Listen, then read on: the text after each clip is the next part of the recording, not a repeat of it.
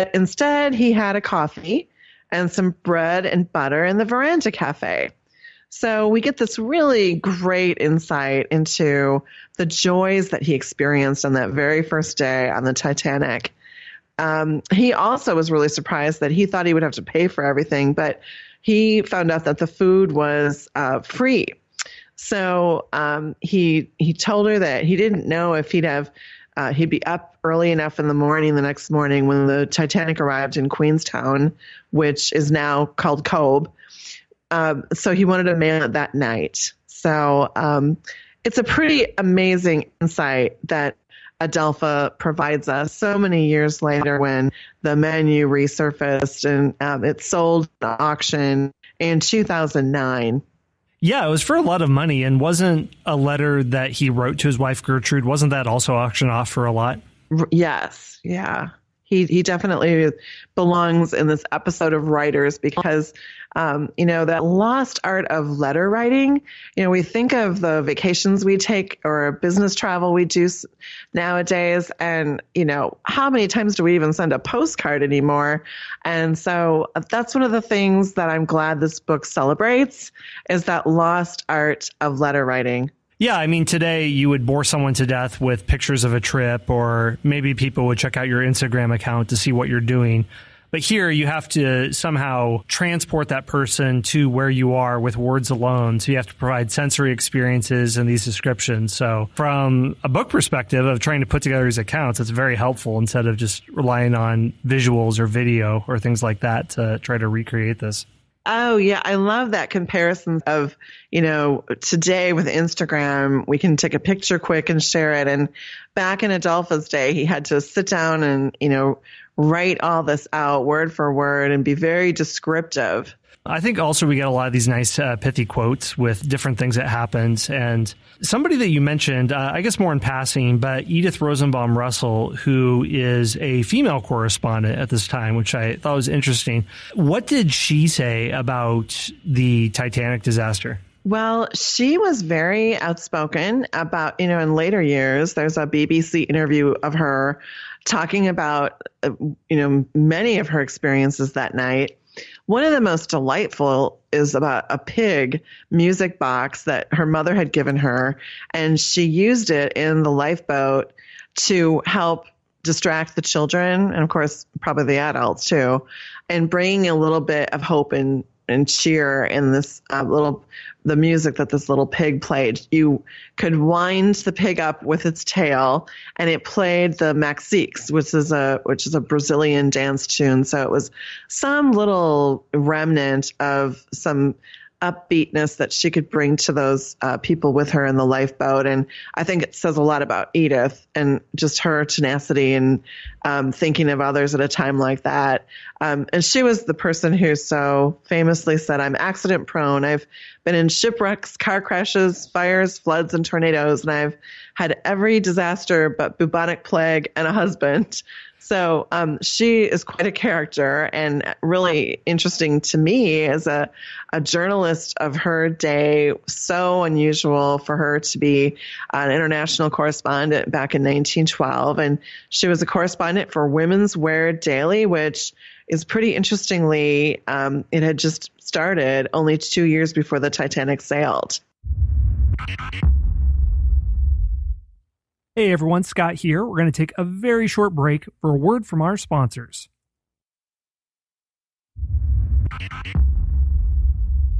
Yeah, and there was another journalistic figure that I dabbled in that professionally, but this was someone I hadn't heard of, William Stead, who some say that he established investigative journalism. What did he do, and what was his experience on the Titanic? Well, he was well known for establishing or introducing, probably rather, investigative journalists. So he's pretty special to me too.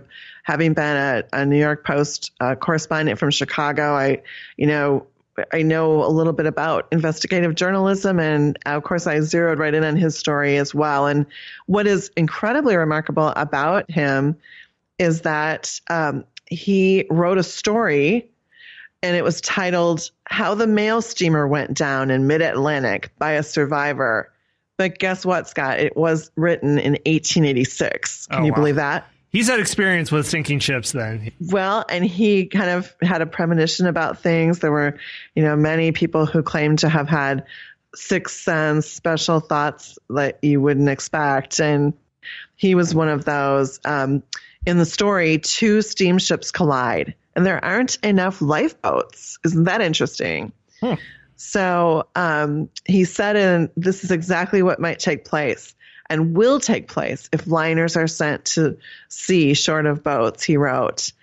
And then he also wrote a story, which is, if you have a hard time believing that, you'll have an even harder time believing what's more. He wrote a piece of fiction also before the Titanic sailed, and it was titled From the Old World to the New. It was a story about a clairvoyant on board, of all things, a White Star Line ship, which, of course, the Titanic was a White Star Line ship. And the clairvoyant senses that another ship has hit an iceberg.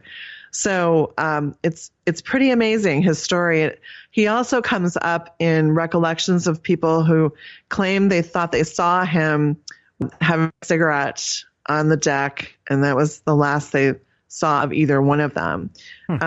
He was sitting alone reading in the first class smoking room, and there were many men in the smoking room at that time when the Titanic hit the iceberg at 11:40 p.m. on Sunday night, April 14th, 1912. So he was sitting alone there reading and, just quietly letting all the card games happen around him. And people were drinking their nightcaps and hot toddies. People were drinking hot lemonade. And so he was there. Also, Adolphe Saalfeld was in the room, the smoking room with him. And in the second class smoking room was the other journalist I mentioned earlier, Lawrence Beesley. I don't know if this account that William Stead wrote is the one that I've seen elsewhere online. Lists I've seen of strange historical coincidences, I think, talk about this fictional work that was released before the Titanic sunk that has to do with this large steamer going down. And it's bizarre how many similarities there are. I don't know if this is Stead's book or not, but there's even cover art that looks like the Titanic going on as well. I don't know if that, some people will chalk that up to strange premonitions. Maybe that also means that some people like him who knew about this type of ocean-going activity could see that if changes weren't made, then something like this was going to happen. Too bad that more people didn't heed the warning. There's another figure, too, Jacques Futrelle, who is also smoking as the ship is going down. And he's with some of the prominent figures that maybe some of us have heard of if we know about the Titanic. Can you tell me about him? Well, the last we know of Jacques Futrelle, the author of The Thinking Machine, which was a mystery that featured Professor Augustus S.F.X. Van Dusen. What an interesting name for a character. The last we know is that he was on the starboard bridge wing, and at least one survivor said that he was with John Jacob Astor IV smoking a cigarette when the Titanic was going down. And we don't know any more of him, but his wife, Lily May, survived. And as you were, asking about earlier, did these writers help us get a glimpse at what life was like on the Titanic? And well, not so much from Jacques Futrelle. His wife, Lily May, had quite a bit to say about her experiences. And she said there was not the slightest thought of danger in the minds of those who sat around the tables in the luxurious dining saloon of the Titanic. She said that jewels flashed from the gowns of the women. And, oh, the dear women, she wrote, how fondly they wore their latest Parisian gowns. Because remember, this was, spring, and people were coming back with their spring clothes to show off. And many of these people had endless amounts of money to spend, and they did that very well on the streets of Paris, getting their new clothes. So it was the first time that most of them had an opportunity to display their newly acquired finery, she writes. Right. And she also mentions seeing Madeline Astor. Is this the wife of John Jacob Astor IV? Yes, it is. Okay. What did he say, or what did she say about her? Well, I didn't come across this so much, but she did describe Madeline Astor, who was the 19-year-old bride of John Jacob Astor IV, as frantic while she was in the lifeboat waiting for it to be launched. But when I read that, I thought, well, boy, I can't imagine anybody who wasn't frantic at a point like that. Right. I know I certainly would be. So I think it was just because of Madeline's stature in society, especially after having married into the Astor family. People, scrutinized her much more heavily than other people, very similar to how we scrutinize celebrities today. She did say that her husband, meaning John Jacob Astor IV, had to jump into the lifeboat 4 times to tell her that he would be rescued later. And that was a story that ran in the Baltimore Sun about a week or about 5 days after the Titanic sank. By him jumping in, does that mean that he had to sort of assuage her concerns that he would come along at some point, even though he wasn't able to? Right, just to go in, and he wanted to be right next to her to reassure her and encourage her. And like I said, we can take that for what it's worth. It's one person's account. I did not read that anywhere else other than her account.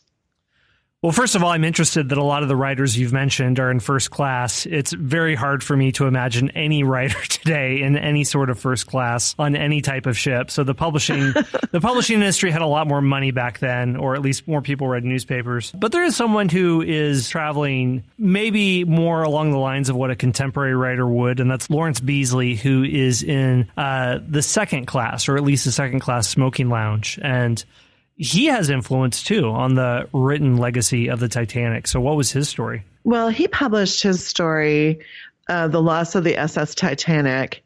And he talked about, as I mentioned earlier, about how the band did play on, and it was very heroic, what they were able to do by continuing to play on, by inspiring people. He was in the second class smoking lounge and, probably drinking a nightcap or something like that. Something like the Bronx cocktail, which, was very popular at the time. It had just been invented at John Jacob Astor IV's Waldorf Astoria Hotel. And it was a whole new departure to the martini. It really celebrated oranges, which were a luxury item in those days. It was really hard to get your hands on oranges. And it was a mix of sweet and dry vermouth, gin, and orange juice. So, it's one of those drinks that we want to celebrate in the book as pre-Prohibition, things that, were definitely aboard the Titanic. They would have been made aboard the Titanic in one of the smoking rooms, for instance, or elsewhere. And that is the recipe that I chose for the culinary spotlight for today. Right. Yeah. We always like to wrap up our episodes with a culinary spotlight. And I think this is really fitting because if we're talking about writers, we have to talk about hard alcohol. It goes with the profession. Right. Yeah. And, and I think this is interesting because this particular cocktail, it's part of a whole genre of cocktails that are similar to this. I think the Robert Burns is kind of like this, or the Manhattan it's a variation, but it's something that was big in the 20th century, took a hard hit with Prohibition, then seems to be coming back with tremendous force. If you go to any craft cocktail bar, this type of thing is going to be prominently featured. I'm a completionist, and I just love to hear how this is described. So what particularly goes into this cocktail with the Bronx, at least as you have found it? Well, one of the people that contributed several recipes to the book is Frank Cayefa. And he was the bar manager at the Waldorf Astoria in Peacock Alley before it closed for renovations. The Waldorf Astoria in New York City. Of course, now there are many all around the world. And Frank Cayefa was there in New York. The original location, or almost the original. At one point, the Waldorf Astoria was not the Waldorf Astoria. It was just the Astor Hotel. Then there was the Waldorf Hotel. And John Jacob Astor IV and his cousin, William Waldorf, merged their hotel not too long before the Titanic, within, a few years before the Titanic sailed. So Frank redid the Waldorf Astoria bar book. He came up with a whole new version of it, which is fabulous. And he included in the book the